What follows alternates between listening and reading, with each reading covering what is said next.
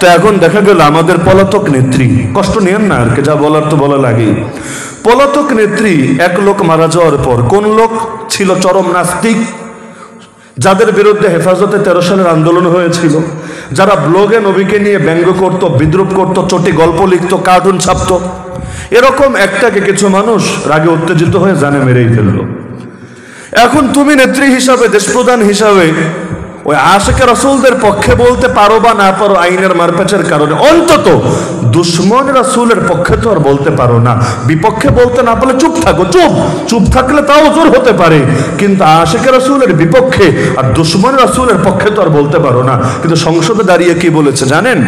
ওই নাস্তিকটা নাকি দ্বিতীয় মুক্তিযুদ্ধের প্রথম শহীদ। নাউজুবিল্লাহ বলবেন না? দ্বিতীয় মুক্তিযুদ্ধের প্রথম শহীদ মানেটা কি? এক শব্দ দিয়ে কতগুলো অবমাননা। দ্বিতীয় মুক্তিযুদ্ধ মানে কি? প্রথম মুক্তিযুদ্ধ কি নাস্তিকতার পক্ষে হয়েছিল? আরে মুক্তিযুদ্ধ কি আল্লাহ নবীর গালি দেওয়ার অধিকার আদায়ের জন্য হয়েছিল? তাহলে দ্বিতীয় মুক্তিযুদ্ধ বলা মানেই আমাদের মহান মুক্তিযুদ্ধকে কলঙ্কিত করা, অপমান করা। না হলে এটা আবার কিসের মুক্তিযুদ্ধ রে ভাই? এটা তো মুক্তির যুদ্ধ না, এটা তো ভণ্ডামের যুদ্ধ, শয়তানের যুদ্ধ, বেয়াদবির যুদ্ধ, আল্লাহ এবং তার রাসূলের বিরুদ্ধে যুদ্ধ। আর শহীদ কি? শহীদ আবার কি জিনিস? শহীদ মানে তো হলো যেই মুজাহিদ আল্লাহর পথে জিহাদ করতে করতে জান কোরবান করেছে, ইসলামে তারই শহীদ বলে। নাস্তিক আবার শহীদ হয় কিভাবে? কাফের আবার শহীদ হয় কিভাবে? তারে শহীদ বলা মানে সকল শহীদকে অপমান করা। তাকে শহীদ বলা মানে শহীদ যেই ধর্মের শব্দ, ওই ধর্মকে কলঙ্কিত করা। তো এই যে মহিলাটা বলেছে, ডাইনি বুড়িটা বলেছে দাঁড়িয়ে, ফলাফল নাস্তিকদের বুকের পাটা কি বড় হয়ে যায় নাই? আরে রক্তের মূল্যায়ন যদি হয়, মানুষ প্রেরণা পায়। আবু সাঈদ, আরে জান তো বহুত জনই দেয়, কিন্তু এক আবু সাঈদের জান দেওয়া যখন সকলের ভেতর কাঁপিয়ে দিল, গোটা দেশ না গোটা দুনিয়ায় তাকে তার এটার প্রশংসা করা হলো, সবাই মিলে এটার পক্ষে কথা বলতে শুরু করলো, তখন এক আবু সাঈদকে দেখে ঘরে ঘরে লক্ষ আবু সাঈদ তৈরি হয়ে গেল।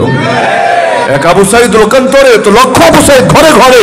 তো ভালোর লাইনে যেমন একজনের প্রশংসা করলে 10 জন তৈরি হয়।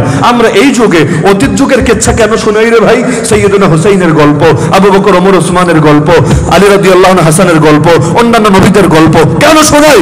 কারণ অতীত বীরদেরকে হাইলাইট এজন্যই করা হয় যাতে করে নতুন নতুন বীর, তাদের আদর্শে উজ্জীবিত বীর ঘরে ঘরে পয়দা হয়। তো এক আবু সাঈদের পক্ষে বললে যেমন লক্ষ আবু সাঈদ তৈরি হয়, তো এক নাস্তিকের পক্ষে বললেও তো লক্ষ নাস্তিক তৈরি হওয়ার দরজা খুলে যায়।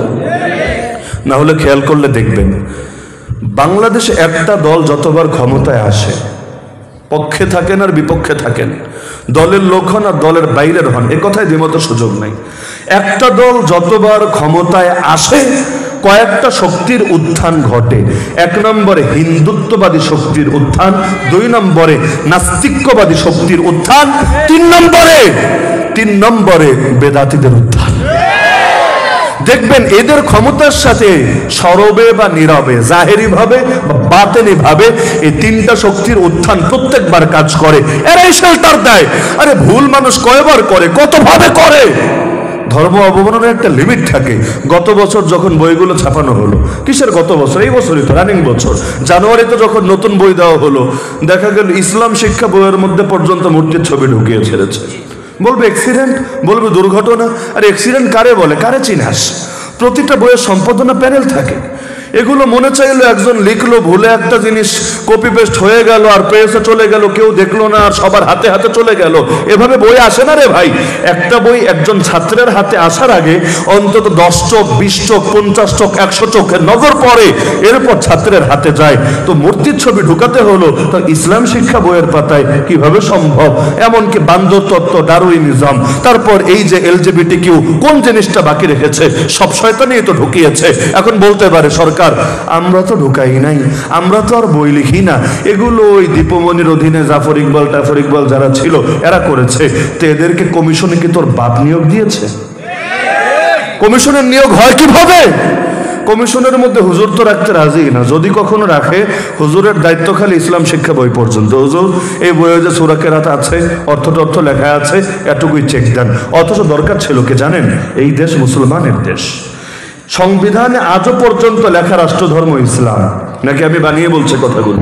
এই দেশ মুসলমান সংখ্যাগরিষ্ঠ দেশ, সংবিধানেও লেখা রাষ্ট্রধর্ম ইসলাম।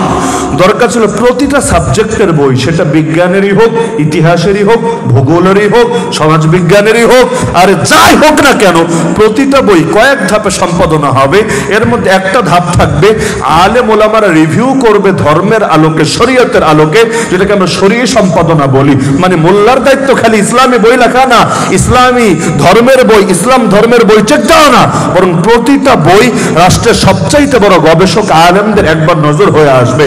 তারা দেখে যদি লিখে দেয় এই বইয়ে শিরিক নাই, ব্যাস বইটা ছাপা হবে। যদি লেখে এই বইয়ের মধ্যে মুসলমানদের ধর্মানুভূতিতে আঘাত করতে পারে এমন কথা আছে, ব্যাস সেই বই বন্ধ হয়ে যাবে। আরে মুসলমান তো মুসলমান রাখেন, সমকামিতা আজও বাংলাদেশে আইনিভাবে নিষিদ্ধ, সাংবিধানিকভাবে নিষিদ্ধ।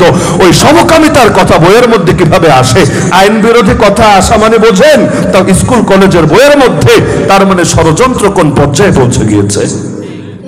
তাহলে বলছিলাম যে সাহাবীদের আদর্শের বাইরে যা হবে আখলাক, এটাও যদি সাহাবীদের আখলাকের বাইরে হয়। এখন দেখেন না, আপনাদের এলাকায় হয়তো বহুত আছে দেবরের সাথে পর্দা করে না, শালীর সাথে পর্দা করে না, নাই মনে? অধিকাংশ মানুষই তো এই রোগে আক্রান্ত।